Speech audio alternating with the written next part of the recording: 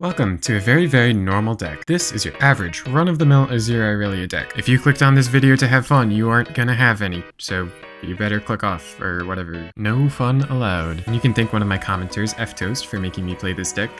He wanted a shout-out, so here's a shout-out, I guess. I don't really know how to do that. I guess I just shout out. Toast! Anyway, the opponent is playing the invisible short stacks, which means I've got some work to do if I want to win this game. Compared to all the other 2-drops, I think Ribbon Dancer has actually kind of fallen behind. The first Nexus damage. I mean, sure, it's a 2-1 that summons another 1-1 to attack, but it's not an elusive little guy. You can literally make an entire army, or even a 2-2 with quick attack that summons a landmark, eventually becomes a 3-3 and busts their entire board. Yes, I know those are champions, but I mean, look at the House Spider. It's a 2-2 that summons a 1-1. That's just statistically better. I mean, just saying. Well, the opponent now has Nora, but that's quite alright. Ribbon Dance actually does progress the level ups of Azir and Irelia, so it works for me. Then the opponent went ahead and planted the first portal in their deck, and the next round they immediately got it, and it was a Nyandroid. Very annoying if I do say so myself. Not to mention they just copy the augmented unit and play another one. And there's nothing I can really do against elusive, so I just kind of do my own thing. And it's really interesting how my opponent decides not to block there. This is called foreshadowing. So now it's my opponent's turn to attack, and they've got 0 portals on deck, so they pull out a Portalpalooza, which plants 2 portals on the deck and then draws 1, and then they immediately get both portals on the first card again. Ugh, annoying, am I right? Especially since the 2 units are very tanky in nature, which is especially good against Blade Dance, and I just kinda have to let this happen. Yes, Eye of the Dragon is very normal for an Azir Irelia deck. It summons another ephemeral attacker, so it synergizes very well with Azir Irelia. Anyway, for the first time, my opponent didn't draw a portal, and it's actually my turn to attack. Of course, he uses the tanky dudes to block, but whatever, I'm leveling up Irelia. Before that happens though, my opponent pulls a gamer move on me and levels up Nora using my own unit, and once again my opponent neglects to block my blades, which is something they may or may not regret later. I wouldn't know. I haven't.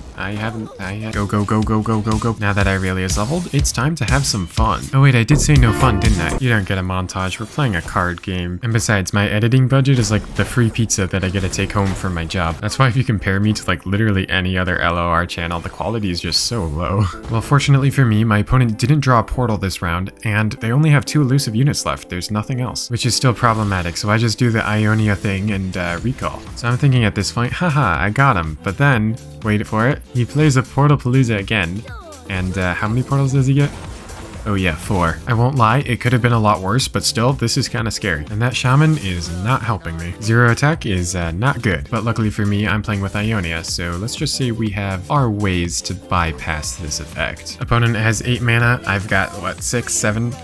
Yeah. And also 3 flawless duets, which honestly I have no idea where the 3rd one came from. Oh wait, yeah I do, I summoned Irelia twice. My opponent didn't block the blades again, presumably to prevent me from moving Irelia around, but still. That 3 damage may come in handy later, may or may not. Wink, wink, wink. I am craving a donut right now. If there's ever a champion that's about obliterating stuff, I'm totally playing that with Irelia. Because my opponent finally decided to block, I was finally able to move my Irelia around and start chowing down on their minions. And Blade Dance number 3. My opponent makes an interesting block here, deciding to sack her Nora, potentially. But then again, maybe not, because they're playing Bandle City with 6 mana. That's enough for 2 stress defenses. No such stress defense though. Nora is gone. Why did her restaurant get a 5-star rating every time? Because it had no rats. Irelia just goes hard. Because Irelia can just kind of go wherever she wants, she trades very well into the opponent's team. Very satisfying.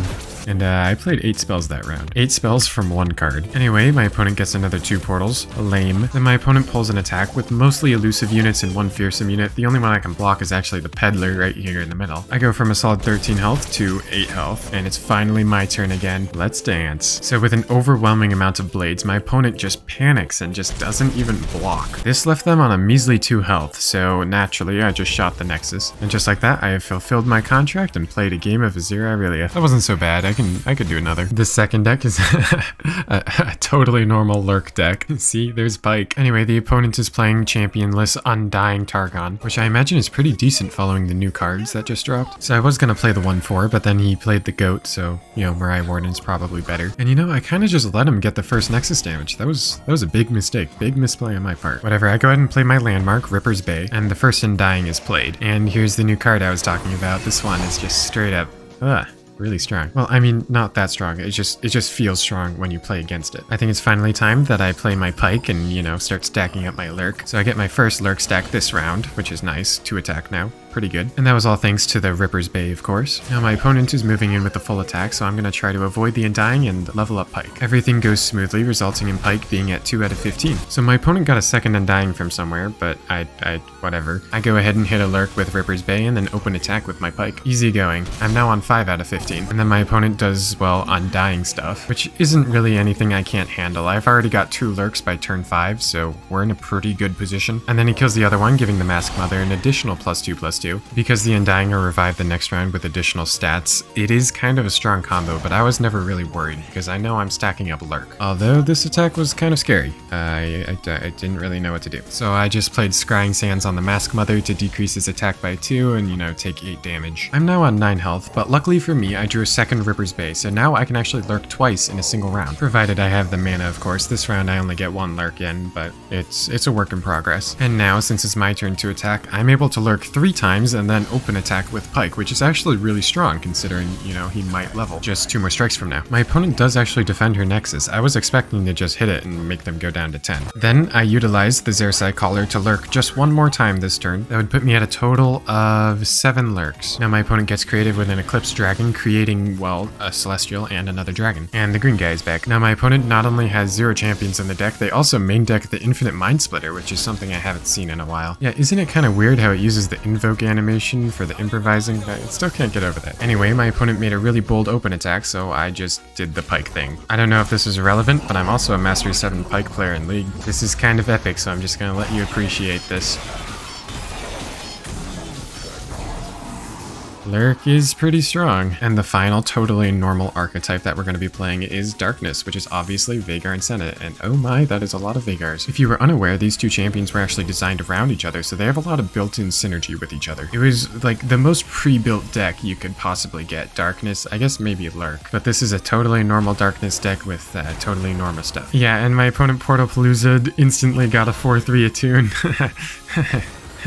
I got, what, a 0/3? I only realized afterwards that Mirror Mage doesn't actually work with Nora's portals. So I go ahead and play one of my 3 Veigars, epic, and then he shoots the minion whose name remains unknown, tragic, and then he shoots my Veigar with his leftover mana, bureaucratic. I mean, at least I still got a 0/3. Never mind, I had to get rid of it. Luckily for me though, I've got more Veigars. Here I actually made the heads up play and I decided, you know, Nora is less important than the Catalyst, so I actually tried to bait a Mystic Shot and it actually worked. This doesn't happen very often. But now I can play the Catalyzer in Peace. In Peace is more like, who the heck uses this card? And now I'm stacking up Darkness on Veigar. Senna doesn't actually level unless she's in play, so we have to get Senna down ASAP. And boom, we got the whole combo. The whole family's here. Now my opponent got a couple decent portals, but I got my own portal, which is a 1/6.